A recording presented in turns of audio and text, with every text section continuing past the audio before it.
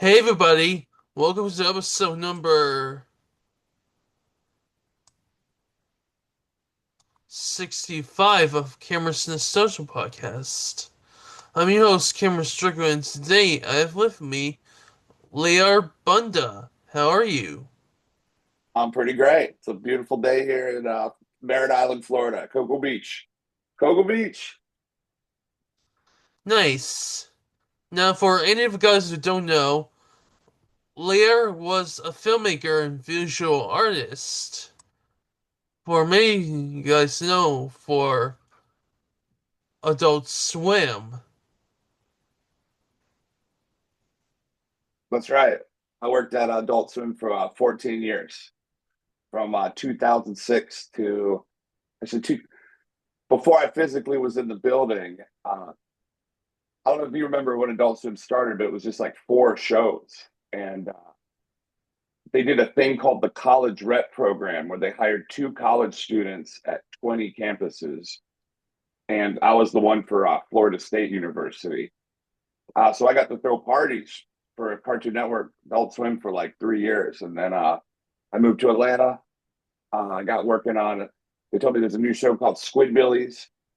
It hadn't been released yet. And I did an edit test for it. And next thing you know, I worked on like 100 episodes of that show. So, it was a good run. 12-ounce mouse, Aqua Teen, a bunch of different things. But yeah, that's me. Nice. Facts check out. Let's begin our first question.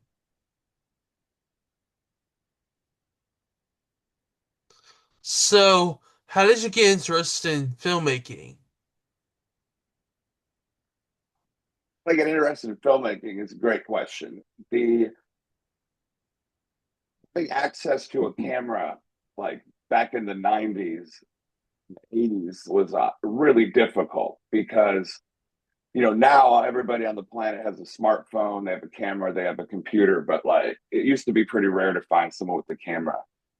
But I grew up watching a lot of silent film, like Charlie Chaplin, Buster Keaton, Harold Lloyd stuff. I really like that. And I always started making silly videos when I was young, and then in high school I got into TV production class. We had to make a 30-second video once a year, and they lent you this camera. Uh, I did media production at Florida State, and they lent me all this equipment. So for me, I like technology. I like it's kind of like all different kinds of toys, the different cameras, the different frames. I have a bunch of neat cameras I can show you at some point if we do a show and tell. But I hope that answers your question.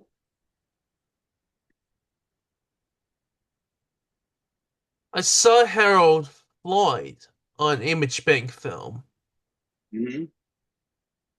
Yeah, it's good. He has a film called Safety Last that's really good. He hangs from like he climbed the side of a building in New York, and apparently he wore a fake hand. He had like three fingers or something. He blew his hands off with a bomb making a movie. Um, but yeah, I don't know.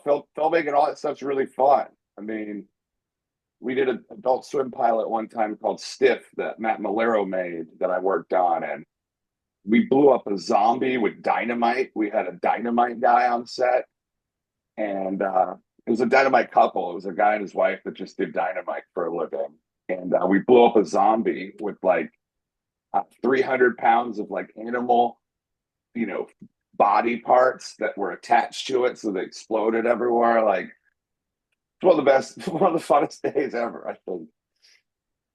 And the guy that did 12-ounce mouse, he had a couple other pilots that never really uh, got to see the light of day from the Adult Swim era. But yeah, it's it's pretty neat. It's pretty neat stuff. What else you got? You got any more questions? I'm ready. Um, could I show you some of Harold Lloyd clips? Absolutely. Okay.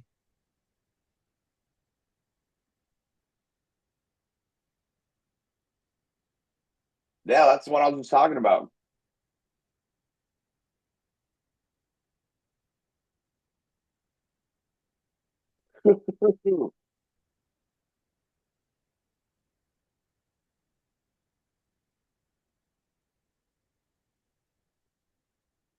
Yeah, I had a giant photograph of this. My dad had a giant photograph of that clock shot growing up. Whoop, whoop, whoop, whoop.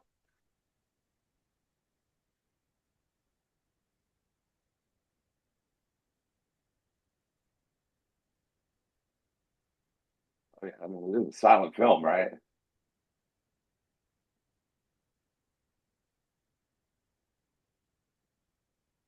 Yeah, this guy was just an acrobat. He was like, kind of like a vaudeville performer on camera, which is, we don't really have these days.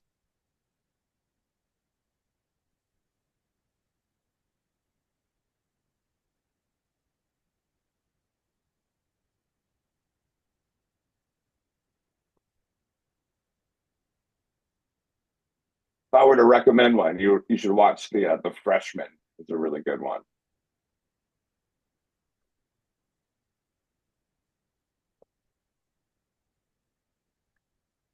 Yeah, this guy falls a lot.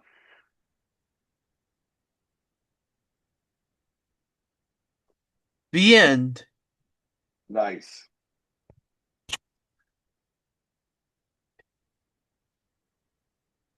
I mean, he was doing his own stunts back then.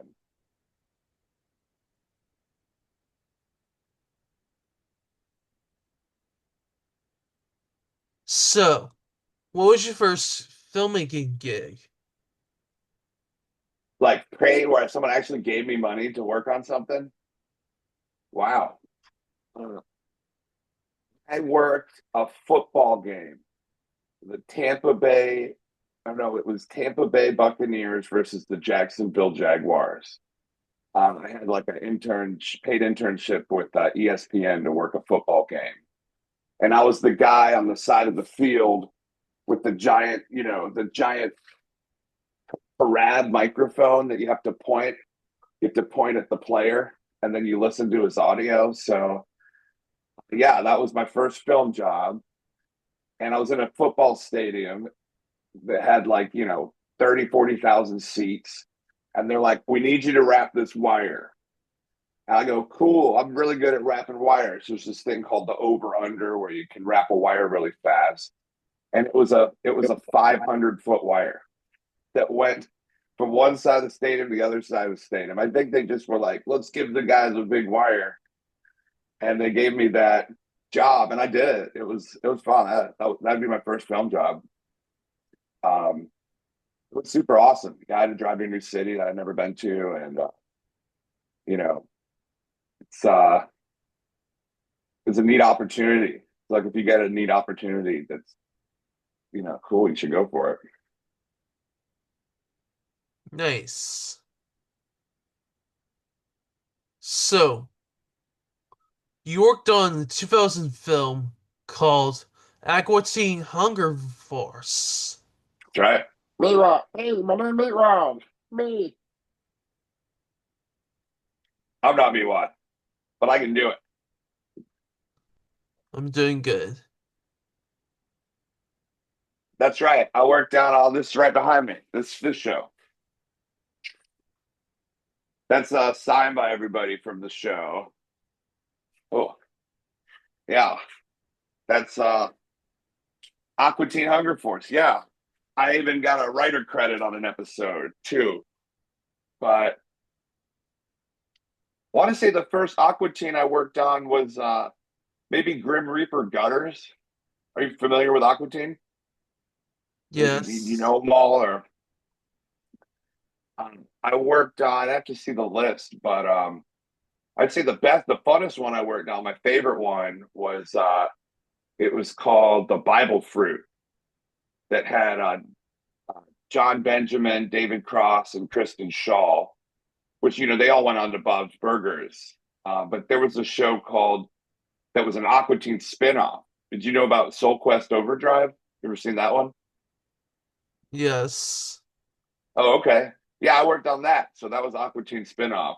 and with those characters from that Bible fruit episode. So I got to work on that whole little uh, that whole thing as a writer, producer, editor, and I wish we made more of those. I thought it was cool. I recommend everyone watch Spaghetti. That's like the best. I think that's the best one of those. It's like a So yeah, you worked on another show called 12 Oz Mouse. that's right. Uh, yeah, that's what is it? That show. Do you know how they made that show? Do you know much about it or not really? Um,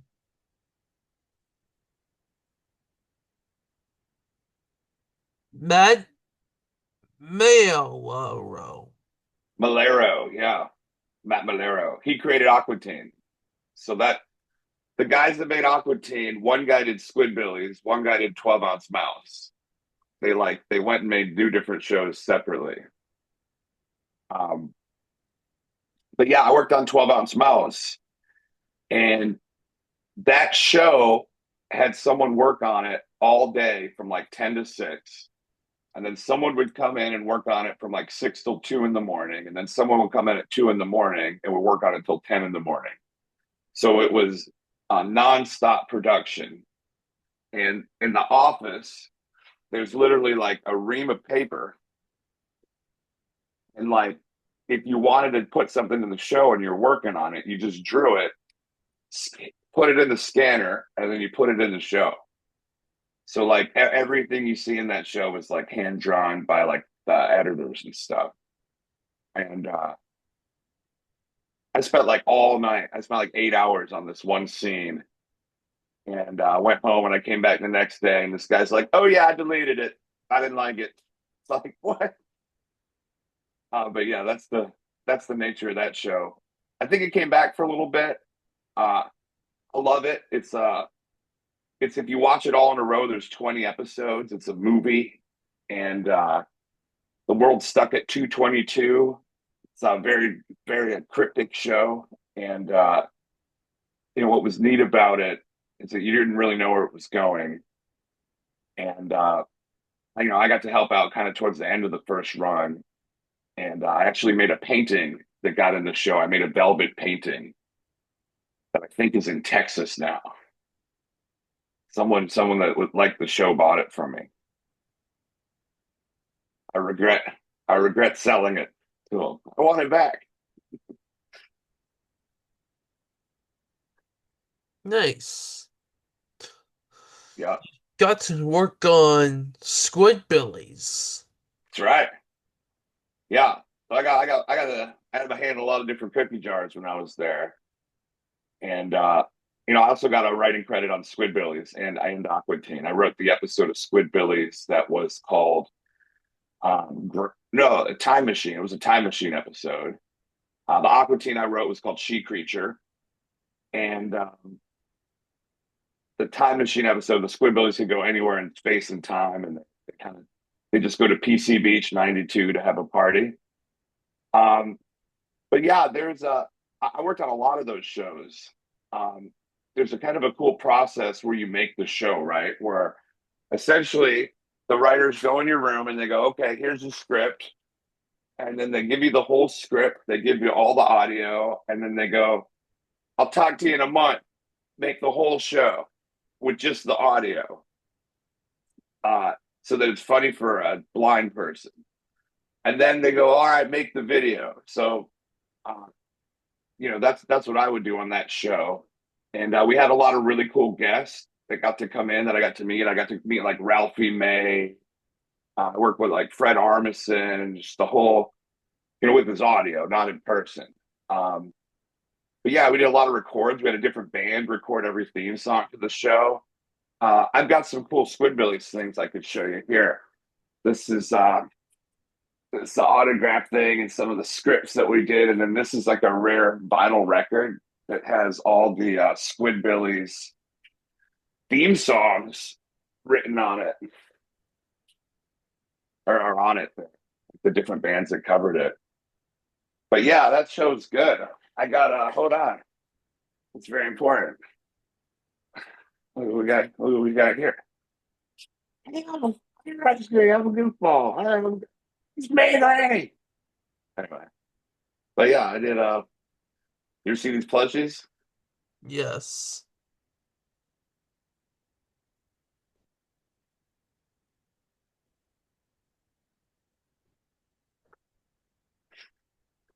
Sweet. You have any questions about Squidbillies? Well, Granny is voiced by um Dana Snyder. That's right.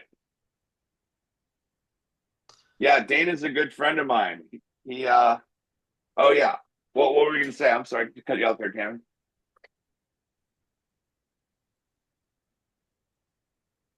Yeah, he this is voiced by Dana, who also does Master Shake and Dr. Colossal on Thunderbird, Venture Brothers. I just saw Dana. We were just at a comic convention. We just had Animate Miami in Florida. And I'm working on a new project and spoiler alert, Dana's in it. And she sounded like Glugo's grandma from Little Bit Awesome. Oh yeah. Well, have you ever seen the video Ode to Grandma on YouTube? I did a super cut of the best granny of all the best granny clips. If you want to look at that thing, it's really good. It's called The Best of Granny on Adult Swim's YouTube. But if you want a great clip, that's play that thing. Nice. Yeah.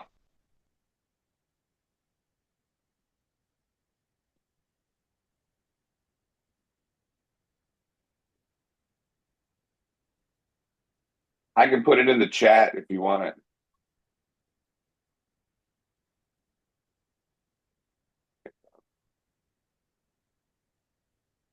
But yeah, I would say that Dana Snyder working with Dana's really inspiring.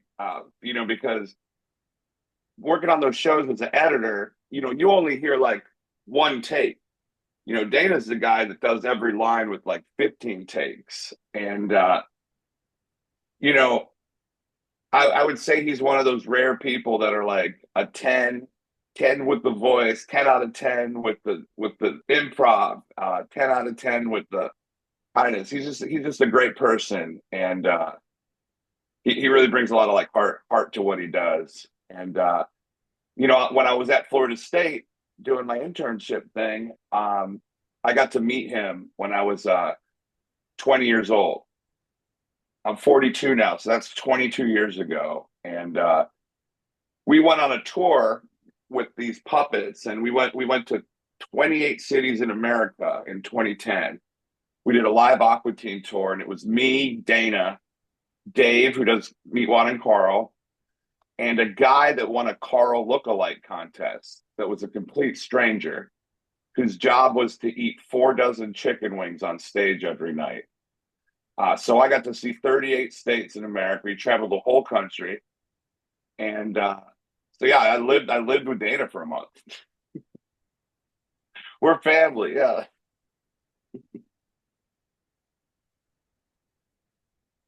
But yeah, if you haven't seen his work, like I Google Dana, you'd be so surprised at the list of like all these things he's done.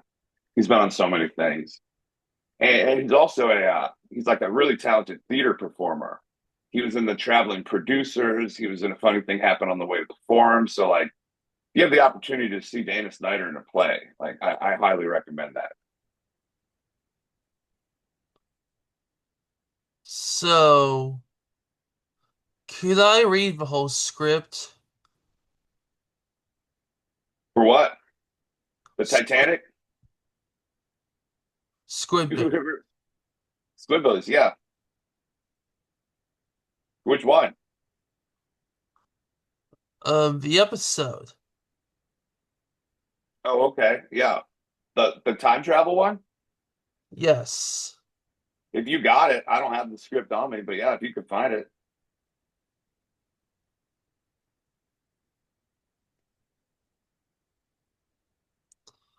Have you got the script on paper? No, I haven't seen that piece of paper in 15 years.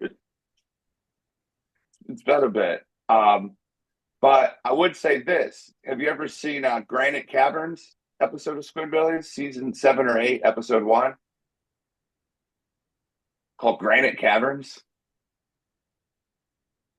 Hmm.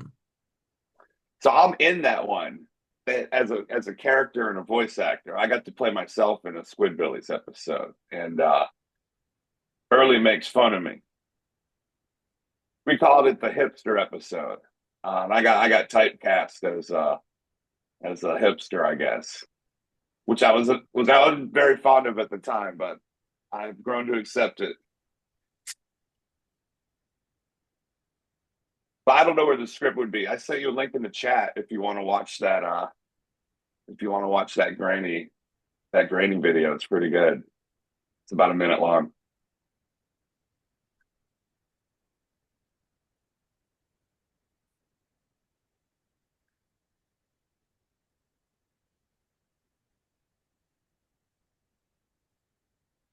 I need to show you part two of Harold Harold Lloyd. Okay,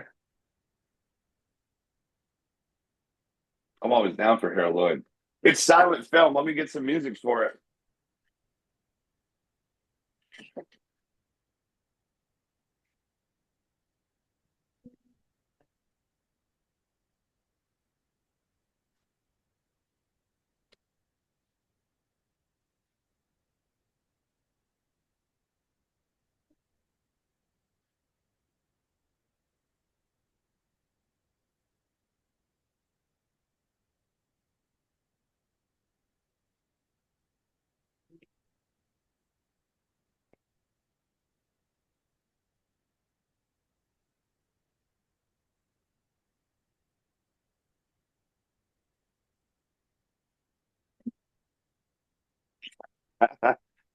Oh yeah, I need some.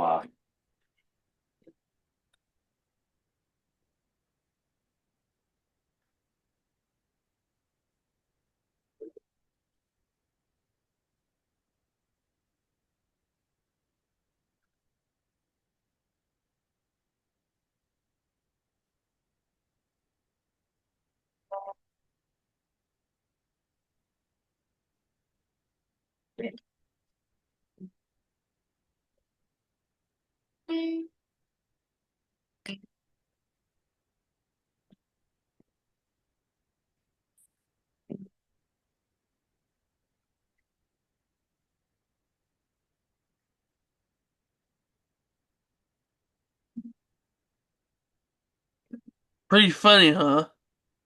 Pretty good. Well, have you ever seen a silent film with a live band?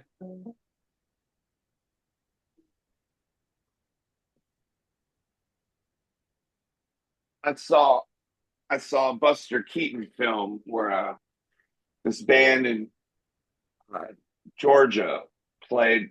They rescored the whole movie and they played over it live with drums. It was really cool.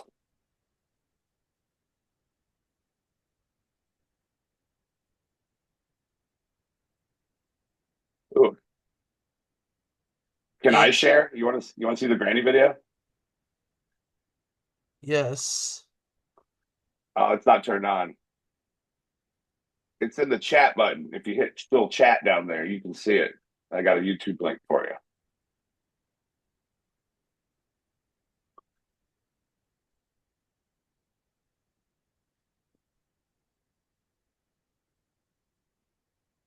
So another one you got to work on was Stiff. Yeah, yeah, that's the one I was talking about earlier. The one where we blow up the zombie. That's another Matt Malero show. He had that was a pilot that we made, and what's super cool about that is that Puddles the clown is in it, playing this mysterious butler, bad guy that's in the movie. Mike Geyer, famously known for Puddles the Clown, was in that thing. It was super fun. It was one of the funnest shoots I ever worked on. Someone got like injured during the shoot. I think they had to go to the hospital.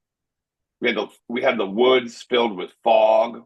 Like they hired a crew to like walk through the woods and fill it with fog. Um, does that live? Were you able to watch that? Were you able to find it? on YouTube. Oh, Stiff's on YouTube. Nice. Yeah, Stiff was really cool. I still have a piece of the hand from that show. Yeah, I remember when we worked on in production. Me and Matt Malero, we tried being writing partners on a project together during like right around Stiff, and it got greenlit. But I think the head of the network changed his mind because he's a wishy-washy guy. I mean, we pitched a show called The Pepperonis. That there's a script for that one. It was about a family with a werewolf that was the father. The wife was a blind surgeon. There was a genie, was a son, and the daughter was a zombie. And it was kind of like a live action Adams Family, but like a sitcom kind of a thing. And that script was really good. Never got made, which is unfortunate. But Stiff, not having a bunch of Stiff episodes, that's also unfortunate. Um, I think early on in Adult Swim, I think people really didn't like, or the people in charge were not trying to do much live action. So it was really hard for them to get live action stuff approved. And now there's a lot of it. It kind of became a lot of it. But yeah, if you haven't watched Stiff, check it out. There's some deep Adult Swim gems that are hidden out there from this little golden era of television.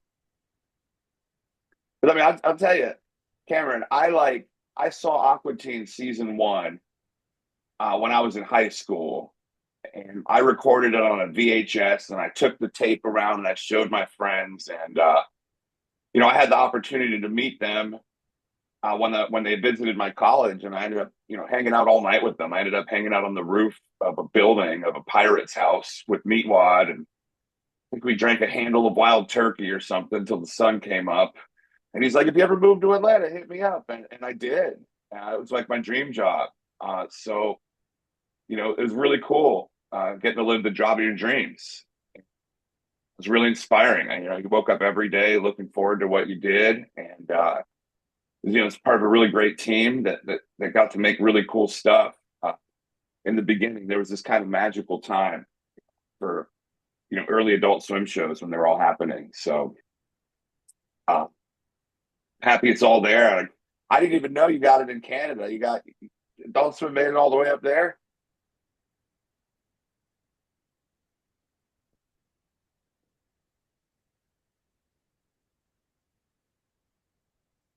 How'd you find it? How'd you find Adult Swim, Cameron? It was on TV up there. It was gone, Hmm.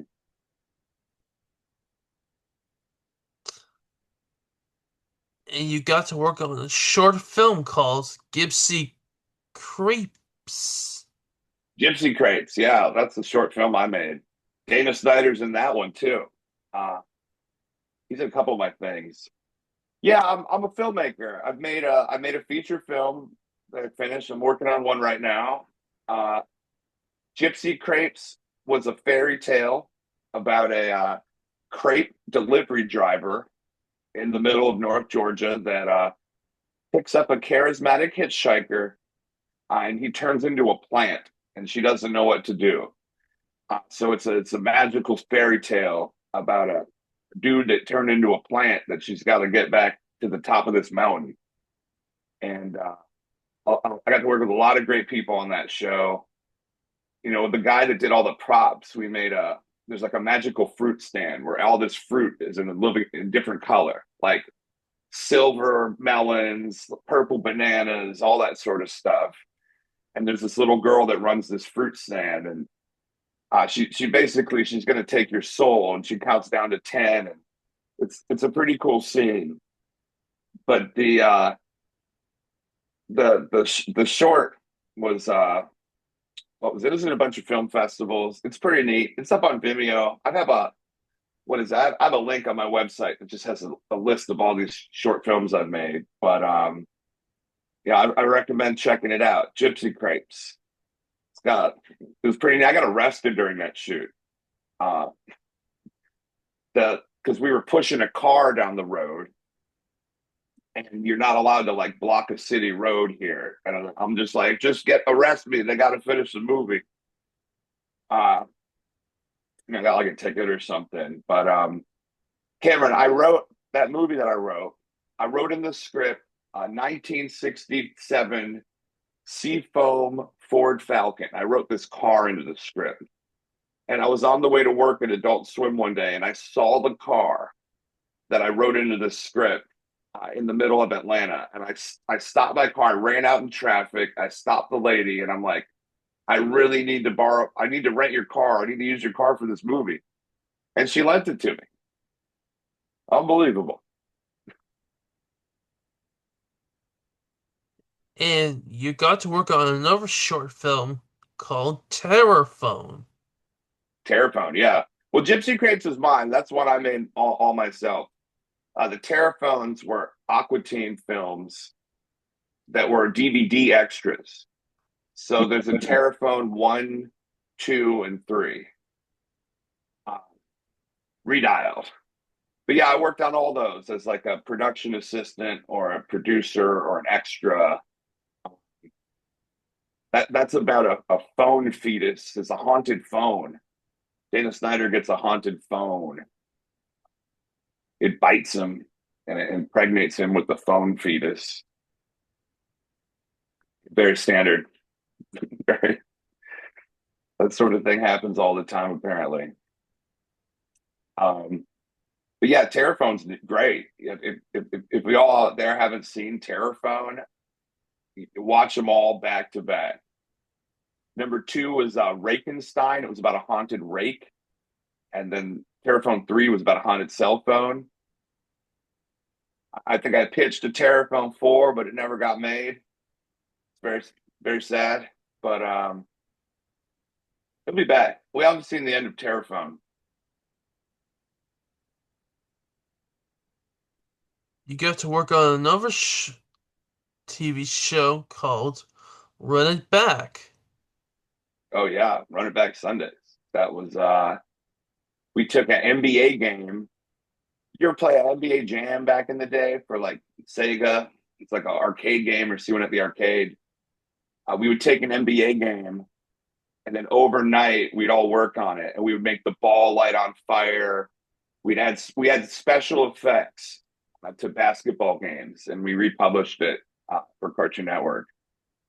And it was a pretty cool project. Yeah, I helped shoot like the opening credits for it, and got kind of involved with the infancy of that thing. You have you're in a building with like 10 different shows going on.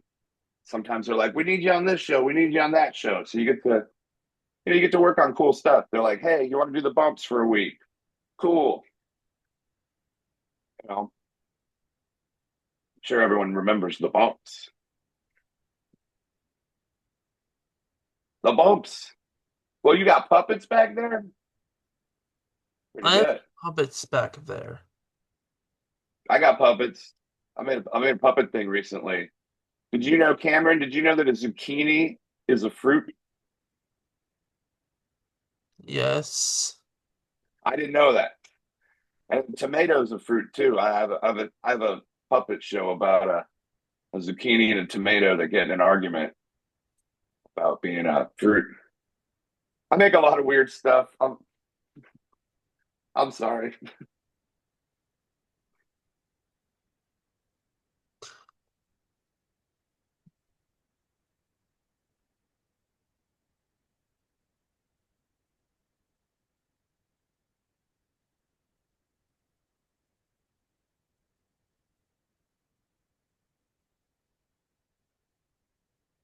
What you got? You got a question?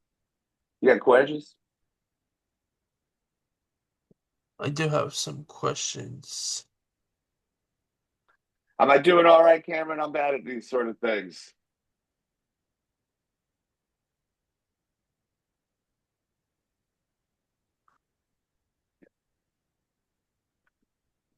Maybe we just need music. Another show you worked on was Soul Quest Overdrive. Yeah. Oh, jeez. Sorry, this music box just started playing randomly. Let me close it. Soul Quest. Yeah, we were just talking about that. Soul Quest was the Aqua Teen spinoff with David Cross playing a bowling pin. Christian Shaw was a baseball glove, a basketball, and John Benjamin was a baseball glove. It started as it changed a little bit. It started as like a more like religious thing, but it turned into kind of a weirder thing.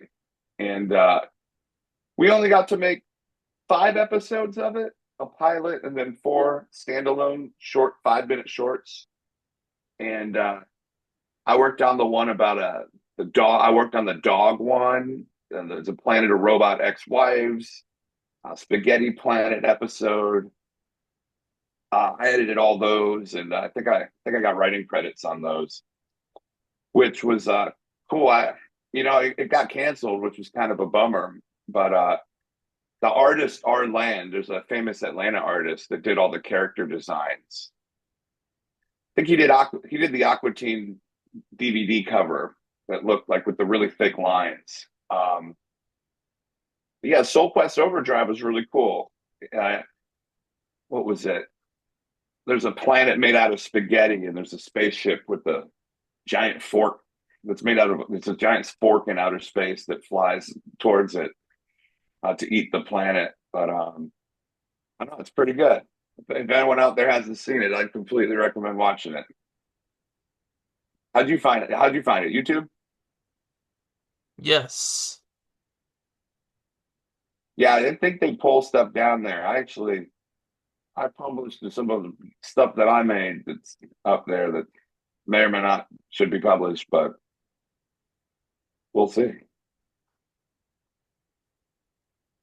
And another short film that you worked on as a director called Mm-hmm. Space Coast. That's right. Um, I tried to make it as a movie. I tried to make my first movie. It's like a 90-page movie script, and I brought like 20 people from Atlanta down to Florida, and you know, basically when I was 18, my parents were kind of like, "Oh, you're out of here. Good run. Like we're done. You're 18. You got to go."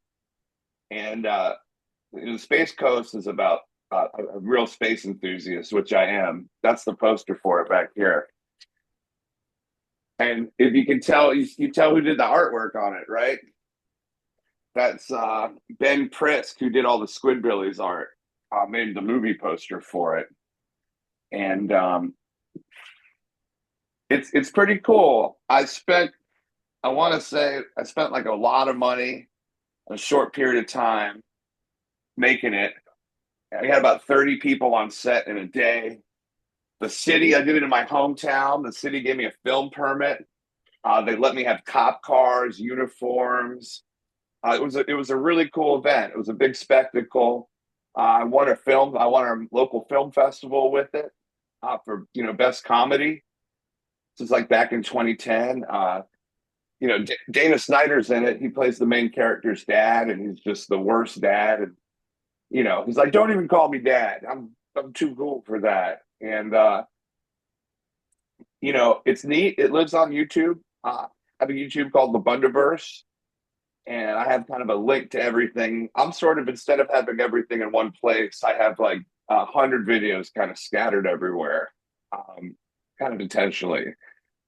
And the Space Coast was going to be a feature, but yeah, it's really hard to make features. It's harder than I thought.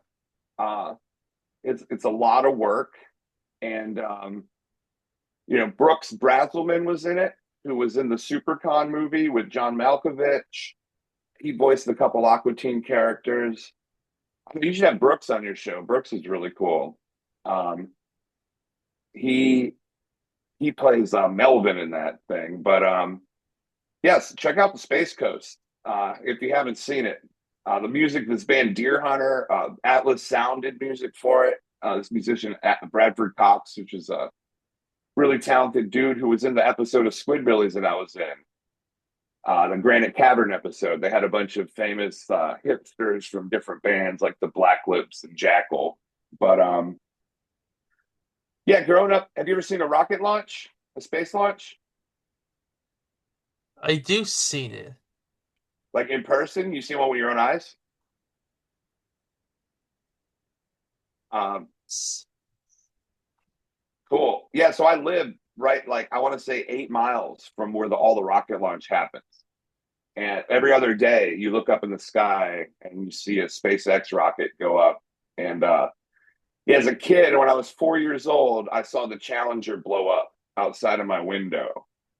The Challenger disaster, and that really was wild. It was a crazy thing to see. And I think I live in like one of the only parts of the world where everyone's just really into space. I own a really cool spacesuit that was in the movie Armageddon. I have a spacesuit from 1967. I collect meteorites. I'm about as space nerd as you can get. Uh, and I'm really fascinated by just space culture. I think people are really into NASA and stuff now, but Cameron, 10 to 20 years, there's going to be rockets going up to down to Mars every day out of Cape Canaveral, and 400 people a day are just going to leave Earth forever, and they're going to come here. It's kind of like, hey, welcome, have a good one, but whew, I don't know. You moving to Mars? You got any plans on moving to Mars? I do have a clip for Getty Images. Yeah, nice. You want to see? Let's go.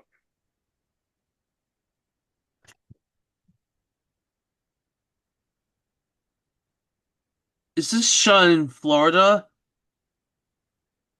Yeah, yeah, that thing's actually down the street. Uh, you know, I could walk out my front door and watch those go to space. So the Space Coast, the movie The Space Coast that I made, um, I got permission to be on the base, and I got to go film the last two shuttle launches as close as you could possibly get as a civilian. And they scrubbed the launch. I drove down like 3 times, and so the first shot of the Space Coast is the last space shuttle rocket launch ever. I believe it was Atlantis, STS-135, and you know that thing was cool. That thing they did 100. It took them 30 years to do 135 launches, and now there's 150 launches a year. So I've met a bunch of astronauts. I'd like to be an astronaut. Someone asked me before, like, "Hey, Lear, you've done a lot of weird stuff.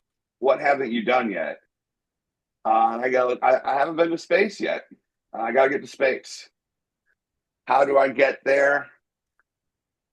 I got to work on that one, but I'll get there. I'm gonna do it. Um, but yeah, check out the Space Coast, the film that I made. It's on my old Neon Asteroid TV YouTube.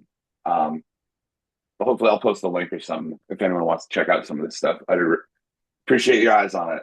Uh, I aim to make people laugh, and that was another collaboration with Dana Snyder there, which was really cool that he was in that. Yeah, I guess you're noticing a theme with some of all this work. It's kind of goofy. It's all similar, but weird. But where I'm from, the Space Coast of Florida. Uh, I wanted to kind of share that passion for space with other people, and it's pretty neat. It's people are really getting back into space exploration, and they're starting to care again. So anything that can push space forward is good.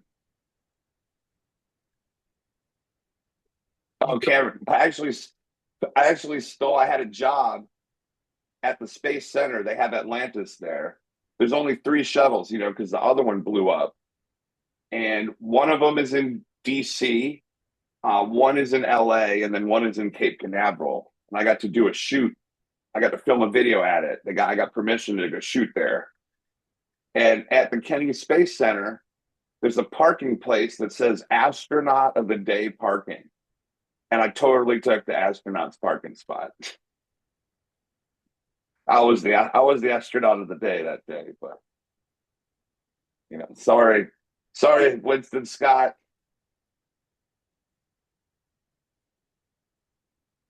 all right.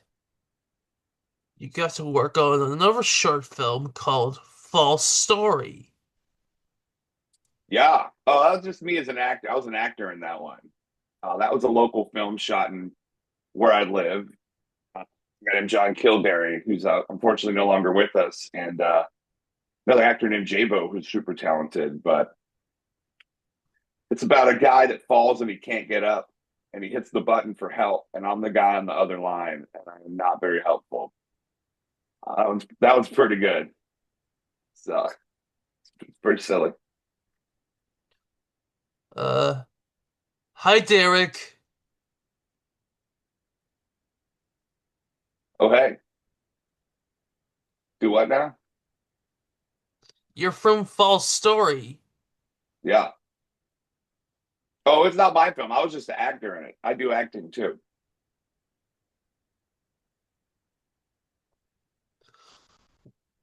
Are you sure, Derek?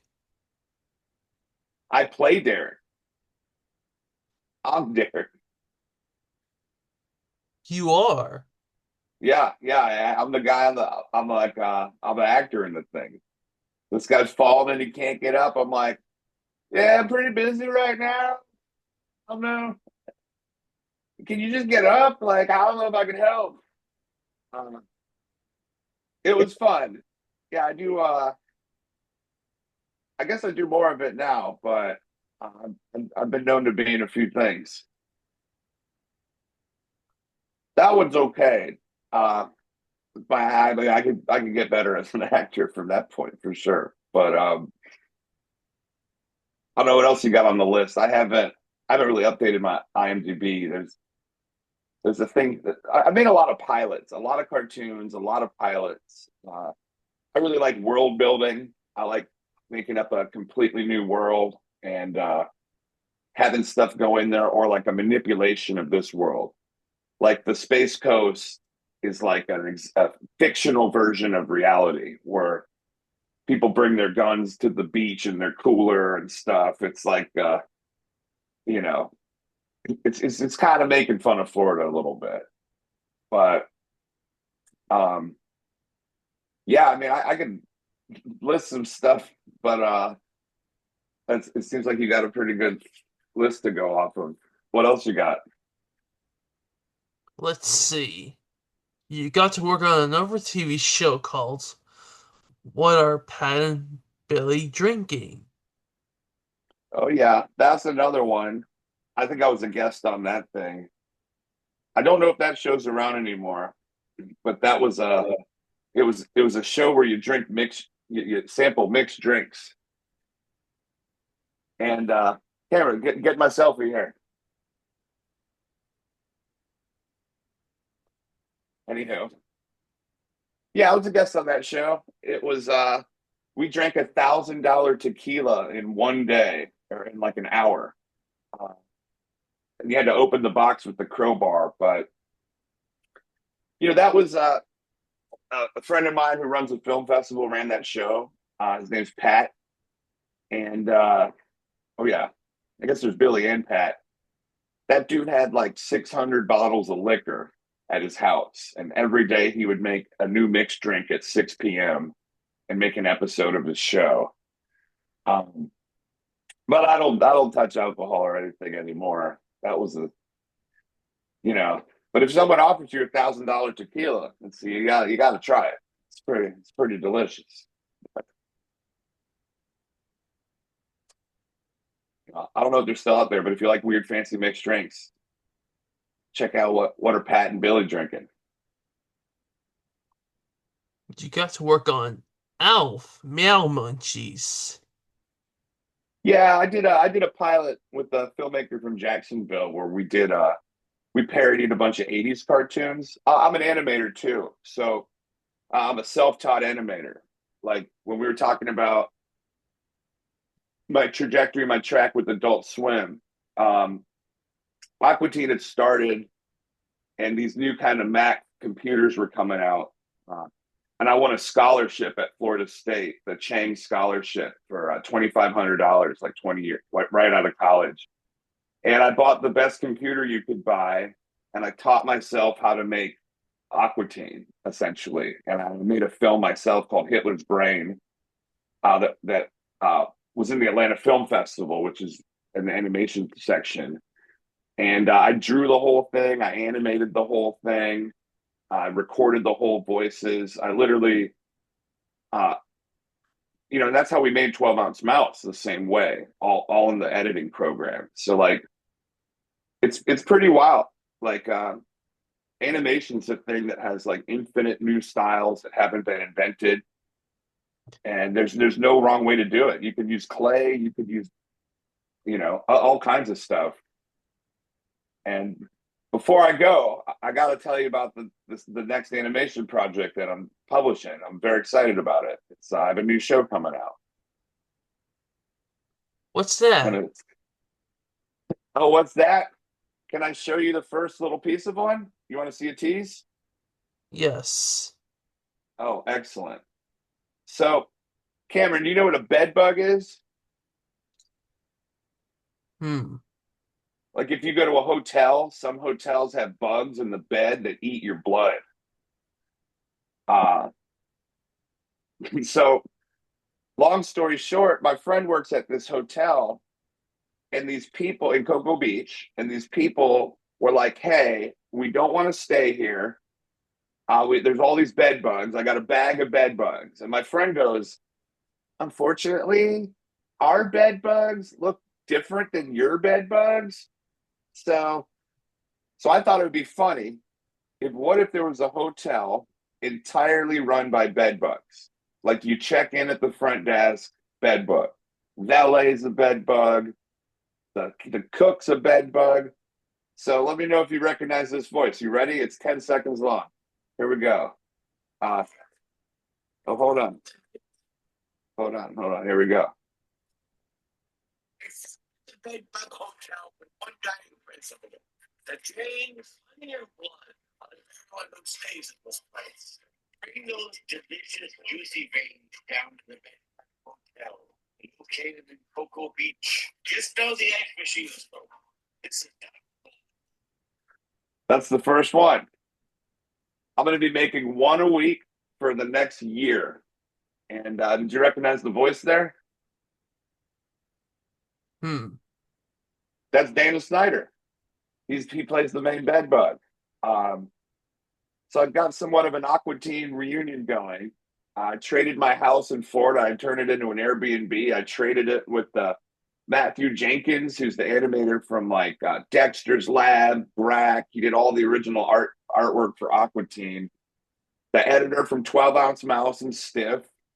The old line producer from Adult Swim that did all the Aqua Teen, all the shows. So yeah, I've written about 100 of these. I'd love for you if you want to be a voice on one of them. If you'd like to voice a bug, I'd love to have you on the show.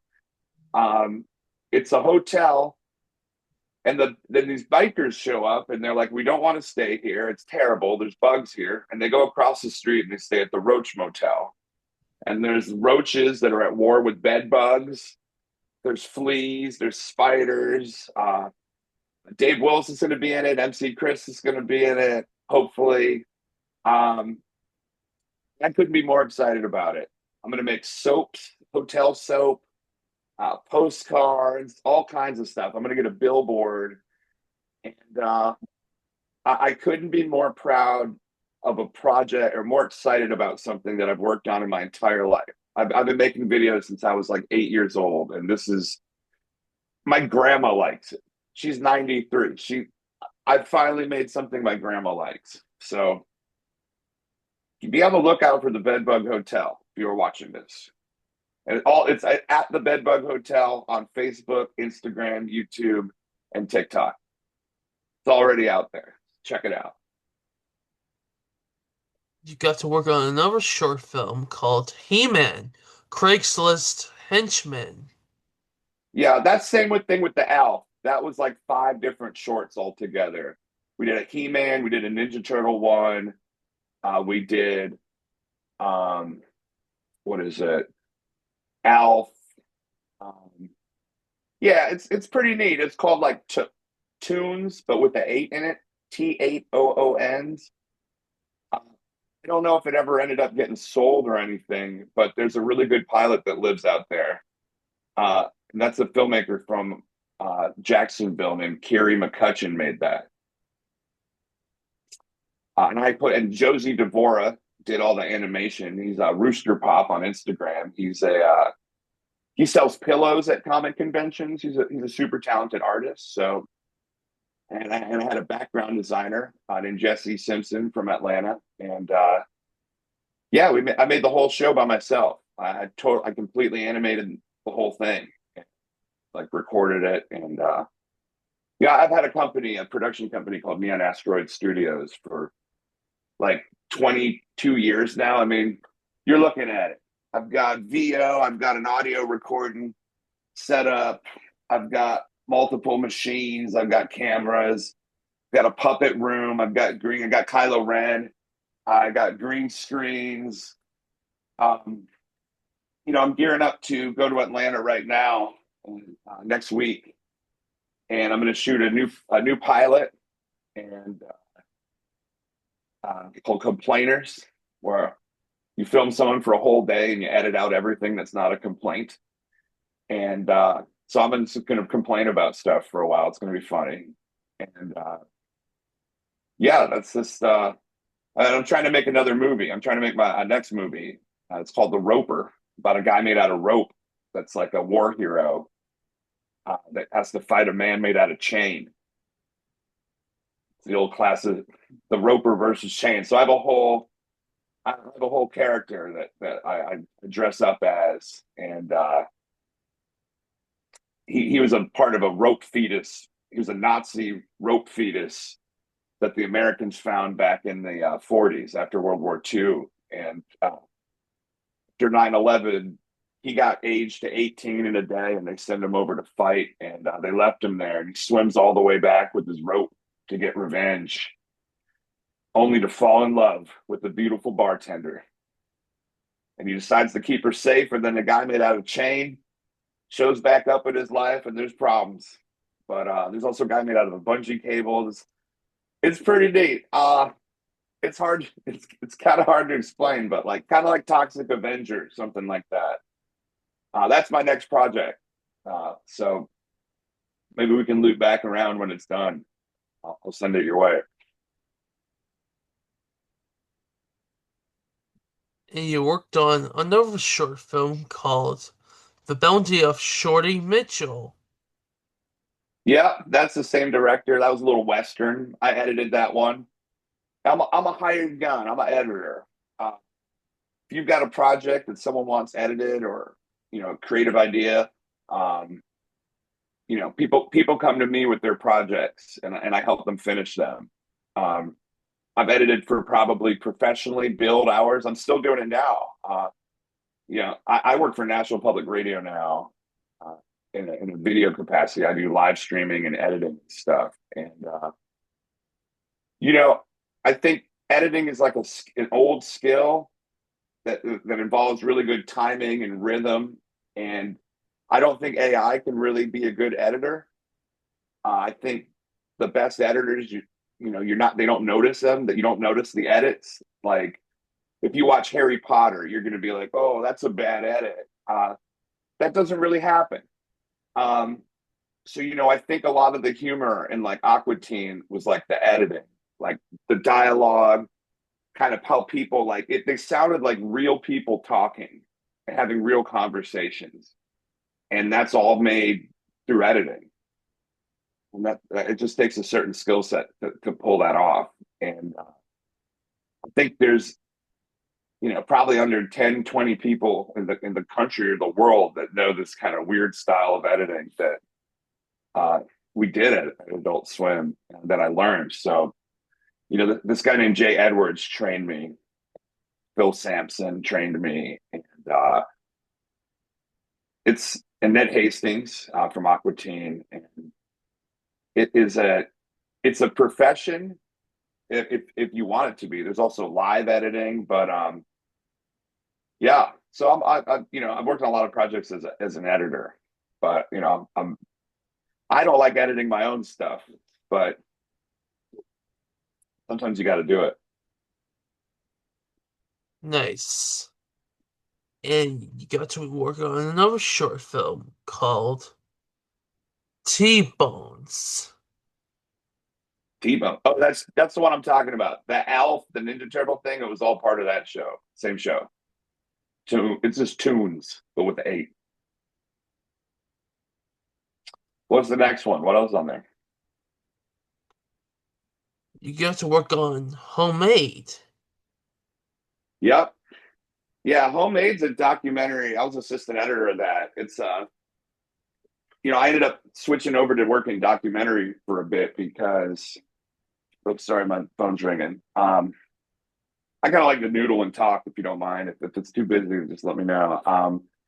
Yeah, the what was it? Homemade is a documentary about traumatic brain injury that a force recon Marine has, directed by Daniel Bernstein and Jason Maris, and uh,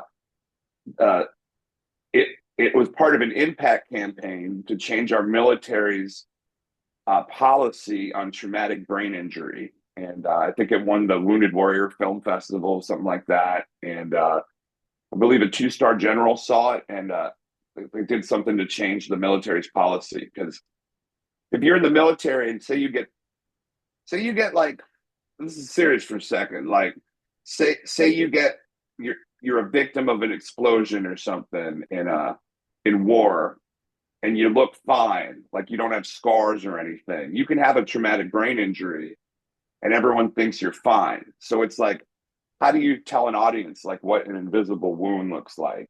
And I got like 100 hours of footage of this guy named Adam's life, and I put it all together and we told his story. And he didn't get a scan, he didn't get his diagnosis for his brain injury, and he got on a lot of medications, and it really messed his life up. Because if he would have got the scan, uh, he wouldn't have been able to become an officer or to advance his career in the military. So it's a weird position to be in, but and the documentary kind of sheds light on that. So uh, I think it's streaming on one of these things. The guy that shot it, I don't know if you know this, Cameron, but I did a bunch of commercials for Adult Swim. Um, I did Robot Chicken commercials, Super Joe commercials, Aqua Teen commercials, and the guy that shot that movie was the director of photography for all those. So uh, it's interesting to go from something funny to something serious, but the rules of storytelling are still the same. If that makes sense. And you got to work on another documentary called Girls Game. Oh yeah, I was the editor of that film.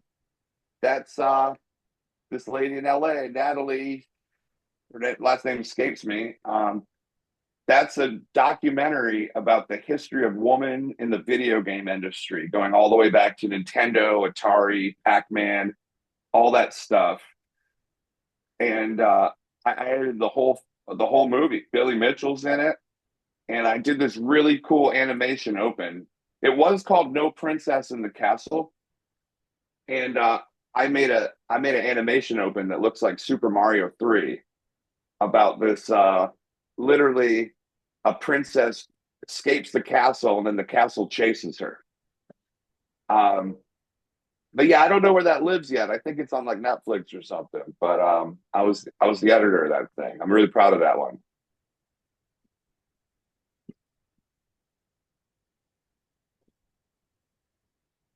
and you got to work on another one called intelligent thinking. Yeah, that's my first feature film. It's called Intelligent Thinking. It is on my YouTube at the Bundaverse. Haven't published it yet. It's kind of a, I don't know if you know this, Cameron. Have you ever heard of the Nexium cult?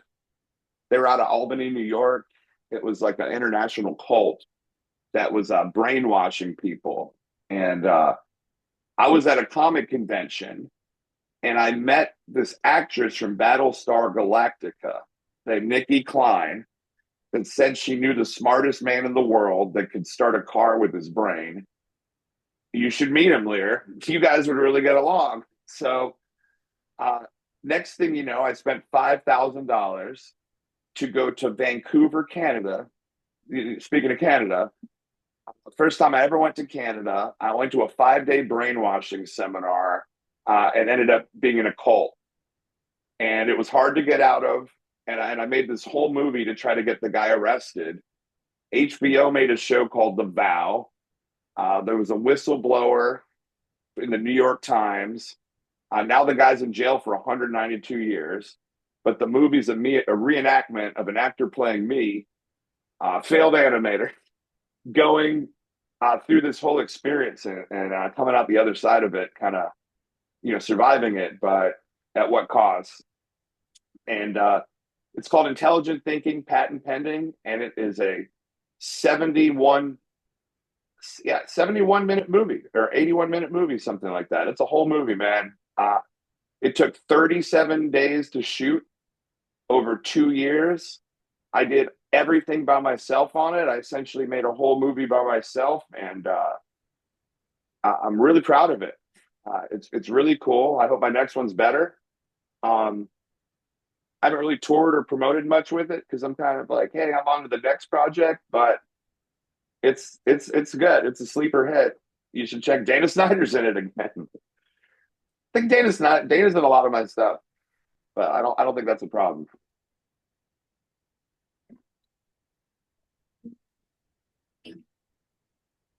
Anywho, yeah. What else you got? You're gonna show me some of the VHSs for your Oh, you collection. want to see some behind me? You want to switch to nostalgia? Nostalgia, yes. Cool. Can I give you a little tour of my office? We'll get to VHS. We got I don't know if you know what those are. Cassettes. I, kind of a big deal. I won first place at the art show when I was in second grade, and then I'm like, you know what? I'm not going to be an artist anymore. I already kind of just peaked. I don't know if you're a Star Wars fan, but I collect hologram figures. I like holograms. I'm a hologram collector. You see these guys? Yes. 90s holograms. So I'm trying to learn how to make these. They're called lenticular holograms. Look at this thing. This is an Aqua Teen belt buckle. You ever see that? Hmm. Got an Aqua Teen thing. This is my movie collection, but the beauty of this collection is that every one of these movies is sealed. So Bride of Chucky, unopened. So I'm trying to collect a bunch of sealed, unopened movies. Like brand new copy of Titanic, never been opened. Um, Let me see what we're working with here. We got the someone keeps giving me copies of Boyhood as a joke, but we got Men in Black, brand new, The Green Mile, Home Alone 3, Air Force One. This is a movie that's like a murder mystery VHS. Um, this is my favorite TV show, like behind the scenes. You ever watch Deep Space Nine? I'm more of a Yes. Trekkie than I'm more of a Trekkie than a Star Wars guy, but I love them both. But yeah, Chronicles of Riddick, Conspiracy Theory, 13th Floor. I collect sci-fi and horror movies. I have a big stash of those. I'm trying to get a copy of Chud. That's my next move. You want me to keep the nostalgia going? Yes. All right. All right, hold on then. My keyboard makes a bunch of noise. So these are I found all my action figures from when I was a kid. That's all these guys. A lot of stuff. And I I got Smurfs. I got Smurfs. I got California Raisins. I collect Ferengi. I'm trying to do an army build of the Borg. If you know what an army build is, that's where you get like 1,000 of the same action figures and you make a wall of them. I'm a GI Joe collector. I'm trying to get every GI Joe. There's like Cobra Commander. I like all the bad guys. Um, this kind of wall behind me. So like we were just talking about this. This is intelligent thinking, patent pending. That's the movie poster for it. This is Bedbug Hotel. We got that coming out. Whoa, let me spritz myself real quick. Oh, I had a cool fan send me this. They made a Squidbillies mug for me. Doesn't tickle. Thank you for making that. That's the podcast I'm doing, Elite Dweeb Stod Pod. Um, I have another show that's a podcast. It's a cartoon on Spotify and YouTube, and it's a cartoon with no picture about a guy that can turn into a coin. But yeah, man, I got some Furbies, got some Star Wars stuff. I like trading cards. I'm trying to open up like a trading card shop with like old packs of cards where people can buy them online. This is my friend Puddles, the clown. Have you seen him yet? He's pretty good. He's on tour with Weird Al right now. Um, Speaking of space news, look at this. Look at this newspaper. This is what is American astronaut launched into space. Yeah, that's a paper from the what is it, 1957 or something? Jeez. Uh, yeah. So anyway, I got a bunch of stuff. Um, Space Coast comic. You ever see one of these? Mm-hmm. I got handcuffs.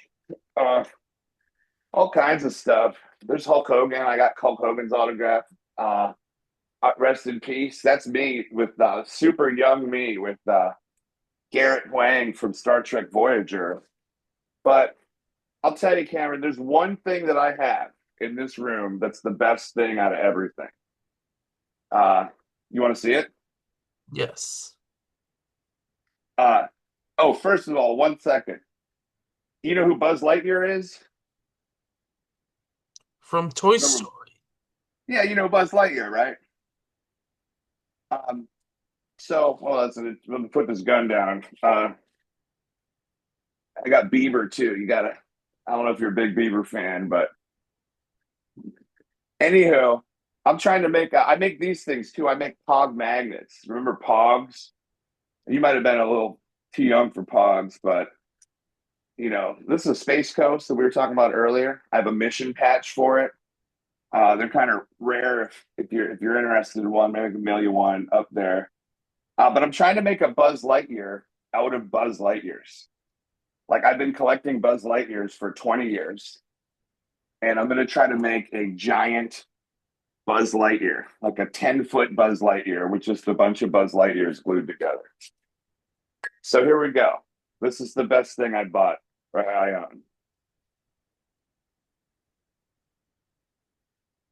You ready for nostalgia? On Yes. the is it Cameron's Nostalgia Podcast? Mm-hmm. So this is an uncut sheet of Simpson cards from 1989 or 1991, I think. You see this thing? Yes. You ever seen an uncut trading card sheet? Yes. They're great. I got to get it framed, but look at the back of it. It's got this awesome Simpsons mural on it. I'm bad with the computer. Anyway, I like this thing. Uh, I'm a dweeb. You know what the difference between a dweeb, a nerd, and a geek is. There's subtle differences. I thought more on the dweeb side, where I'm not really obsessive, but socially inept and you know, kind of a strong thinker. But I think a lot of people say they're a nerd, but they're actually they might be a geek or a dweeb. So I'm trying to spread dweeb awareness with my show Elite Dweeb Squad Pod. You want to learn more about what a dweeb is? Just check it out. And could you show me some of the puppets? Oh yeah, you want me to get these puppets? Uh, I'll show you the puppets from the zucchini video. Let me do a little bit of movement here. Um, ooh, that room's got mysterious light. That's my movie poster for my next movie coming out, The Roper. Um, let's go.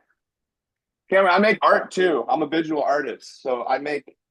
Have you ever played Magic the Gathering? So I make art out of Magic cards. Those you see how they're all cards cut together. Um, that's something I do. This is that space. This is that spacesuit I was talking about. This is a NASA spacesuit from 1967 that was in the movie Armageddon. Uh, I love that thing. I think that's Bonnie Raitt. It's kind of a weird thing. Wait, what am I showing you again? You asked me to go look at something. Um, we got data from Star Trek here. Well, that's my company, Neon Asteroid.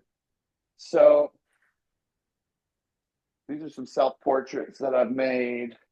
What am I looking for? These are cool. They made these Adult Swim pillows that they gave away as Christmas presents when I worked there. So here's like another one. That's sort of some rare Adult Swim material. Boom, boom. Um, what was I going to show you? I can't remember what I was going to show you now. You asked me to see something. This is the last. I made an action movie in the year 2085 called Neon Guns. It's pretty cool. I like. I collect crystals. I collect uranium glass. I collect little tiny things. Like if you see, like you see these little tiny guys here, like this armadillo. Like there's a little mug. Got a tooth. Um, if it's weird or old, I'll collect it. Like here's an old VHS. Here's an old 16 millimeter camera to shoot on, like in the movie, or 8 millimeters.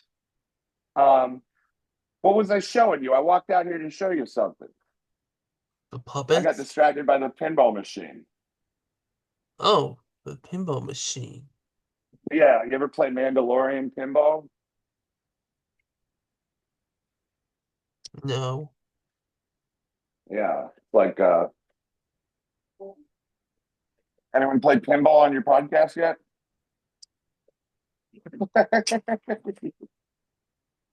Come on, yeah, here we go. Anyway, yeah, I used to have 13 pinball machines in my house. Um, now I don't anymore. Oh, watch out. This is the Roper's stuff. The Roper's going on vacation. I collect $2 bills. This is an American $2 bill from 1916. I sell $2 bills for $5 a piece. If anyone's interested in a $2 bill, I have a pet spider. I have a robot spider that lives with me that I play music with. I'm supposed to show you something. I can't remember what it is. I'm very distractible. Wear a lot of glasses.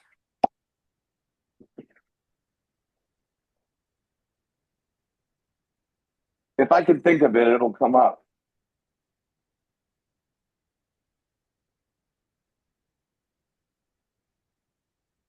I collect yarn art. You ever seen yarn art?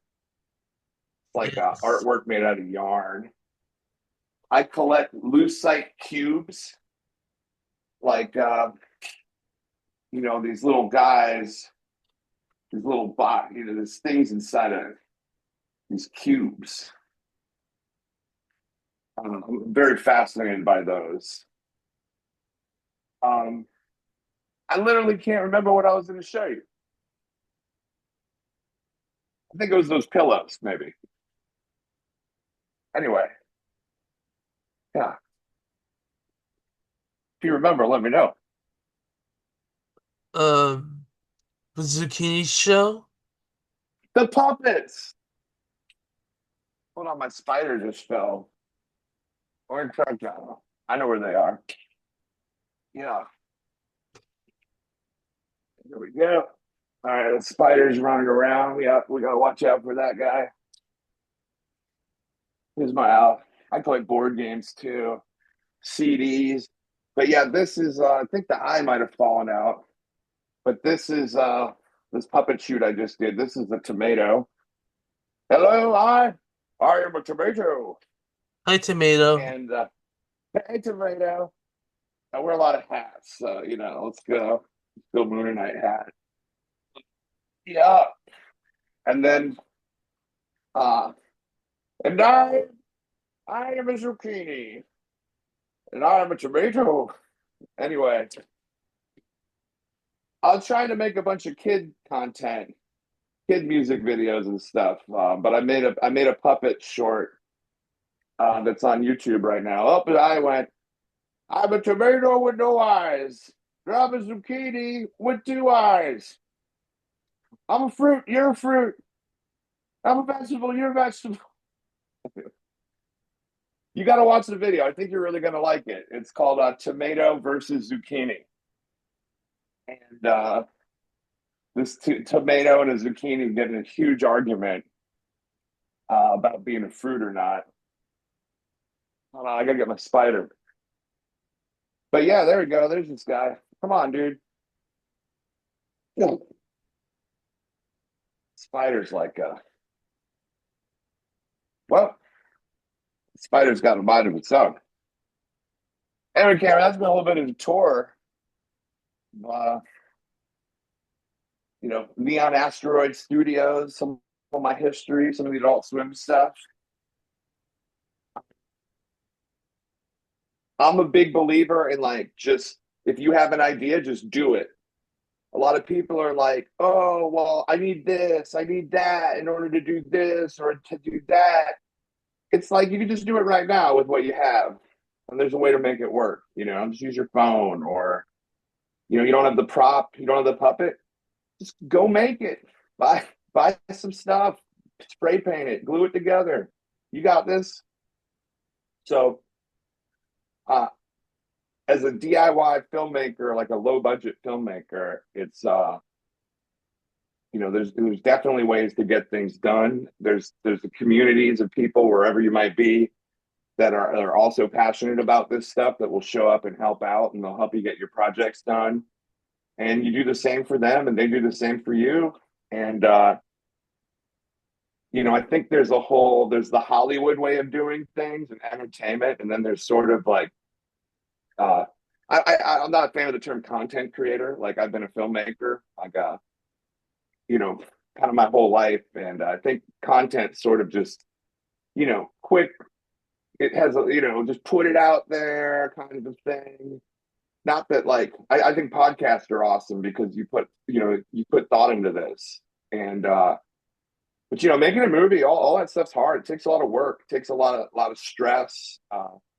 It's it can really burn people out. Like if you push yourself too hard or if you work too hard, if you don't sleep enough. Um, because these shoots a lot of times are 5 in the morning till 1 a.m. Go to bed like stiff. Next day, be there at 5 in the morning, work till 1 a.m., go to sleep for 4 hours. It's like, it kind of burns through people. And, I have like a emotional spectrum kind of mental health stuff that I have to deal with as part of my journey. And, it's really easy to get burned out. It's really easy to like, hurt yourself if you do it too strong, but have fun. Find, work with people that Adult Swim wasn't a job for me. It was just I was just hanging out with my friends making cool videos. And that's kind of what I do now. And I think that, you know, yeah, I think if you have an idea, like you know, there's so many resources, there's so many ways to do it. Really enjoyed talking to you today. Um, Thanks for letting me kind of share some of this cool stuff that I've done over the years. I've sort of been like a guy behind the scenes. So it's greatly appreciated to get an opportunity to talk about it here. And congratulations on having 65 episodes of this show done. I think that's an accomplishment that you should pat yourself on the back for. I like the art. I like the thumbnails. I think it's I think keep doing it, right? What's the goal? You're gonna hit 1,000, 500, 100? What's the next benchmark? It's gonna be 100. All right. Well, let's maybe we loop back after the bedbug hotel's out. But I think this one's going to be the one. This was the one that's going to go over the finish line. I think, and I think people are really going to like it. I think it's like old school Adult Swim before it got weird and violent and satanic and profane. I think at the early onset of Adult Swim, it was real coming from a place of like love and kindness and respect. And then it got kind of weird, and I didn't really like the direction that it split. More of a, you know, I guess it's like some people find like, you know, other people get hurt or something funny. I don't really do that. But I think there's a lot of wisdom in Aqua Teen and Squidbillies, and if you pay attention to it, you can you can learn a lot of life lessons from that show. From Meatwad, and you don't want to be Carl, and all that stuff. But yeah, I wrote, with Aqua Teen. I was the writer on this episode called She Creature. And you asked me what my dad did earlier, and I'll answer that now. My dad he worked on pools and spas in Florida. Um, he still does that to some capacity. Essentially retired. He's awesome. He writes lyrics for songs and poetry, and he's really talented. And I love him. And there was a guy that was a pool guy in Florida that was in the pool. He was working on the pool, and he ended up putting a part of his body into the pool for his own enjoyment, and he got stuck in the pool. And the pool was going to kill him. It was going to pull his intestines out through him and eviscerate him. So the fire department had to cut him out of the pool. And that's what the Aqua Team's about. Carl gets stuck, I guess having a little too much fun by himself in the pool, and that's called She Creature. So that's the one. That one's gold. You should check it out. Nice. Well, Lear, thank you so much for your time.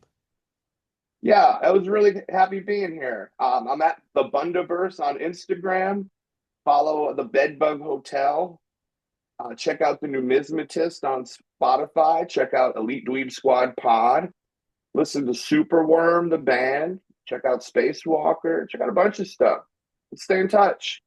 Um, I'm glad I got to be part of your journey, and it's cool that we cross paths. And I look forward to seeing where you're at episode 100 and beyond. So I'll talk to you soon, Cameron. I appreciate you. Wait, before we go, Okay, hey, we reached oh the end of we've reached the end of 65 episodes. nice. We've made it all the way up to 65. Is there anything else you'd like to say?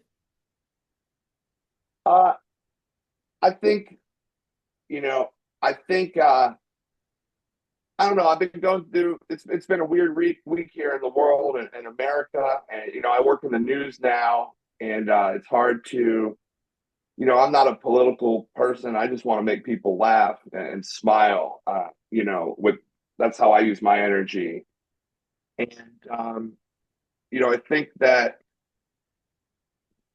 we all have these voices, and it's good to make them smile. And my I had a cat. I've had a cat for like 17 years. He's been in all my projects, and like 2 weeks ago I got told he had like a couple days to live. And I said, hey, I am at odds with your odds. I disagree with your odds. Like if someone tells you the odds, they're not true. You can disagree with other people's odds because he's doing great. He's back. He's larger than life. I want to show him to you real quick because I want him to be on your show. 1 second. Lloyd.